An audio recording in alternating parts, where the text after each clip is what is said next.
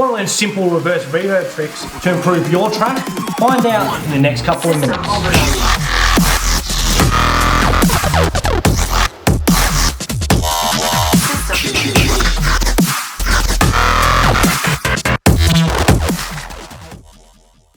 So to demonstrate some reverse reverb tricks on the snare, I'm going to be using a track I'm going to be releasing soon called Why Can't I Go Back?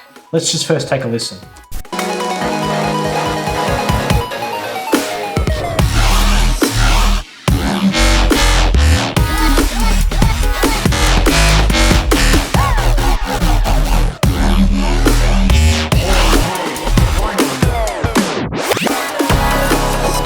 So yeah, I'm running a lot of plugins on here, so the CPU's a bit laggy, but nonetheless we'll go on. So let me just solo the drums for you so you get an idea of what is going on.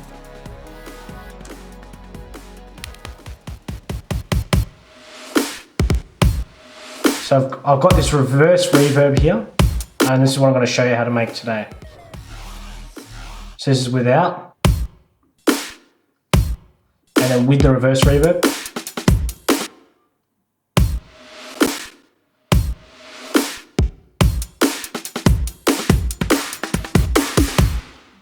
There we go, so it's giving a little bit more groove. It gives way more impact to the snare. So to do this, we're just gonna get the snare. I usually go to the end of the track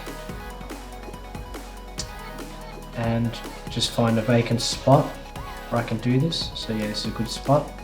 I then get the snare reverb. So I've got this here. I'll put it on a new channel.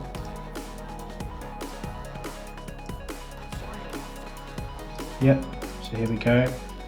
And I then route the snare off that and onto this new channel that I've taken, and I just get the same settings but just a longer decay, a longer pre-delay. I'm using this vintage Verb, by the way, but you can use any reverb. I just like to use the same reverb that I'm using for the snare. And then we're looking for about 2 bars, so you can swing in, so you got plenty to work with. So and we just got to make it 100% wet as well. Yep. Okay. So there we go. There we go. A nice long one. I like to put the snare a beat before, and then so it lasts about 4 to 8 bars. 4 to 8 beats, I mean, so 2 bars. So yeah, something like that's good. And then what you do is you just render it out. Render the wave. 32 bit. It's perfect.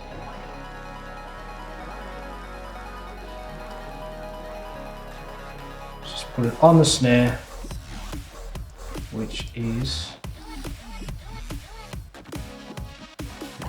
here.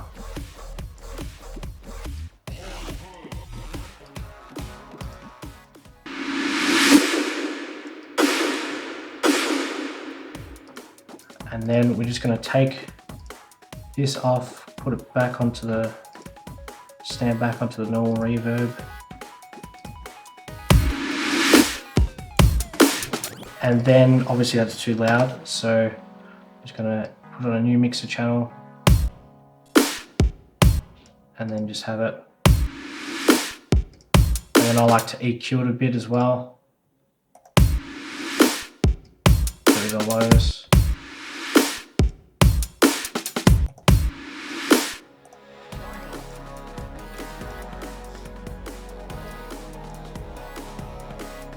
I'm just going to cut that top bit. You can use volume automation as well for it.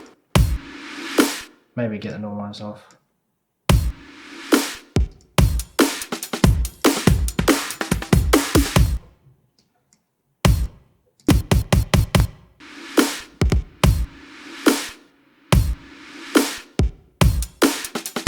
there we go.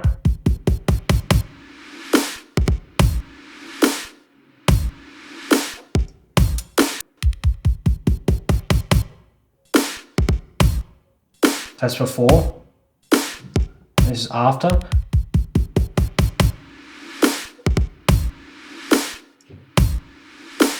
It's probably a little too long, but it's better to have it longer than shorter. So what we can do, if it is too long, then we can just get a volume automation happening. There it is. And we can just make it a bit shorter. And then you can attenuate it however you like.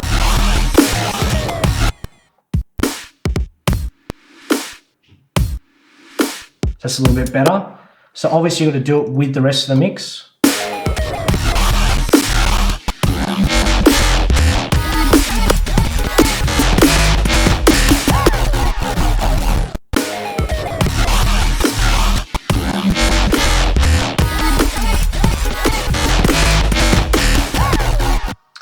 And then what you can do, what I've done with this is you can, since it is rendered out, you can cut it, but you can do the same thing with gating.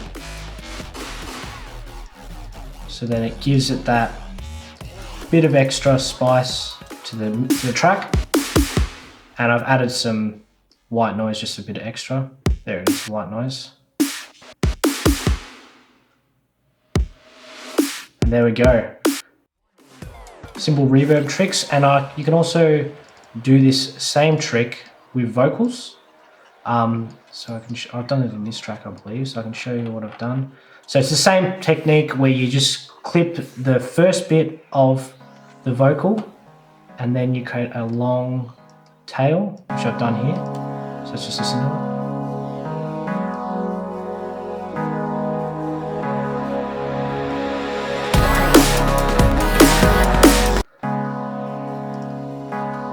Listen without.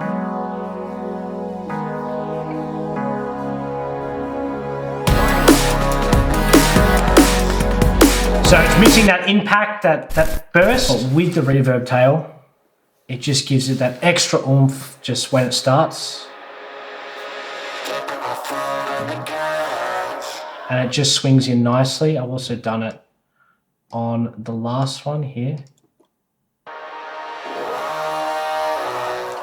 So it just helps it swing in nicely, gives it a bit more groove, makes the snare more impactful, makes the start of your vocals more impactful. So yeah, there's some reverse reverb tricks that you can try yourself.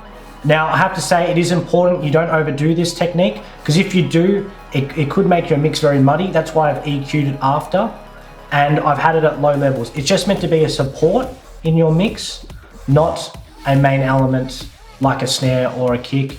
It should just be just a bit of a whoosh, just to make your snares more impactful, or even just the start of your vocals, or anything you want, just to make it hit that first transient harder. So yeah, until next time guys, see ya.